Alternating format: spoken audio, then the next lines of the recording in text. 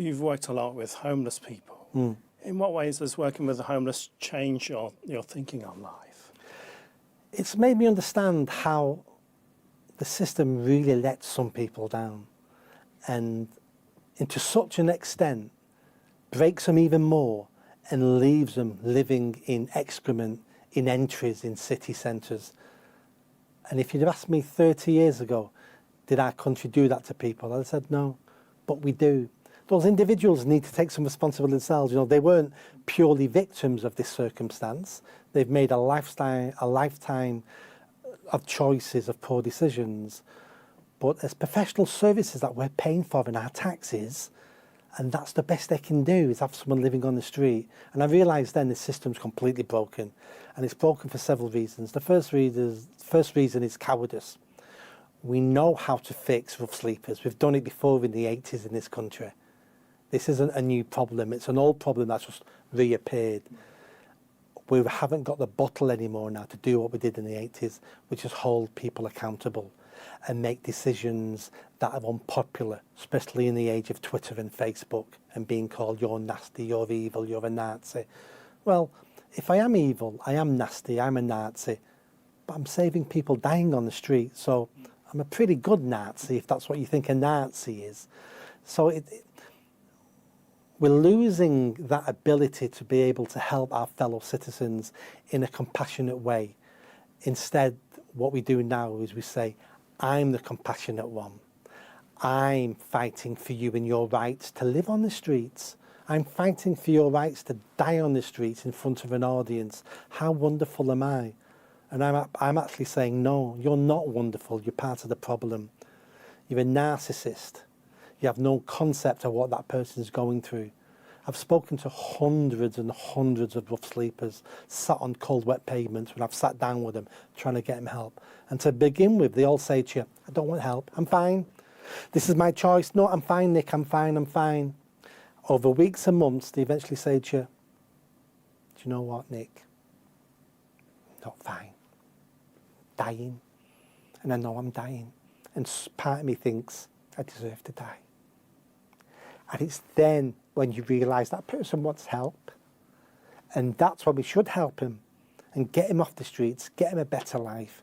But telling me that's a choice they've made to die on the streets, I'm not having that. Do you think there's some easy measures we can bring in that would make a big difference with the homeless situation? I promise in Greater Manchester we'll end rough sleeping in a year. 12 months. That's all it takes. This isn't rocket science. We've done it before. I've got 15, 20 years experience now working with sleepers. It just takes a backbone, some great determination. It doesn't take rocket science to work any of this out. The first thing we do is we end begging. Begging supports people to live on the streets. So we make sure no one can beg in Greater Manchester, especially in the city centres. You go to anywhere in Manchester now, outside any supermarket, outside any shop, there's a beggar sat there. 70, 80% of them are not even homeless. They're begging just for money for drugs. And they're going to be tomorrow's rough sleepers, by the way. We never stop that conveyor belt of broken people. So we end begging. That means the people living on the streets are in a better condition to accept the help and support. I'm going to set up a series of hostels. So we look at a disused warehouse. We fill it with garden sheds. Each garden shed is an independent living pod. And then we move people into there. Not long term, we move them into there so we can get them into somewhere better. But it's immediate off the streets that day. The amount of people I work with on the streets who say, yeah, I've been offered accommodation, hoping to move me out 3-4 weeks from now. It's like, that's not good enough. It should be today. And any excuses or reasons why people won't accept accommodation in Greater Manchester will be resolved. So a good one is, I've got a dog. Your hostels don't take dogs, so I can't take help off you. No. My hostels will take dogs, we'll have kennels. I can't take help off you because I'm a drug user and I'm going to want to inject drugs tonight. So because I'm a drug user, you won't let me in your hostel. No, not in these hostels. You can take drugs. They're still illegal, by the way. And if we see you with drugs, you'll be arrested. But if we don't see you inject drugs, you can use our hostel. Same with alcoholics.